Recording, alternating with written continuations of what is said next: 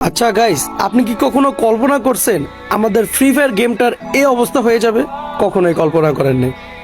আমরা যারা ওল্ড প্লেয়াররা আছি তারা জাস্ট ওল্ড ফ্রি ফায়ারের কথা শুনলেই পশম খাড়া যায়।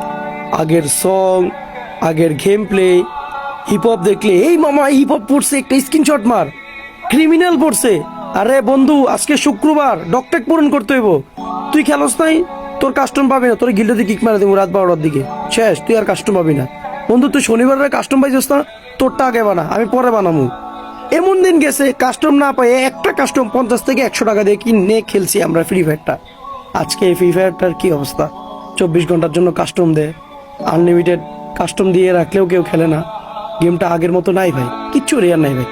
সত্যি ভাই, আমাদের গেমটা কি ছিল আগে, আমরা যদি কোনো হিরোইক, এক স্টার হিরোইক না, জাস্ট প্লাটিনাম ডায়মন্ডের কথাই বলি, উঠলে ভাই নিজেরই নিজে কিং ভাবতাম। আর এখানে যদি আজকে মাস্টারও উঠে যায়, কোনো ফিলই পাই না। সত্যি ভাই, ওল্ড ফ্রি ফায়ার মিসি, খুব মিস করি আগের বন্ধু বান্ধবগুলা, আগের গেম প্লেগুলা, আগের ফিলিংগুলো।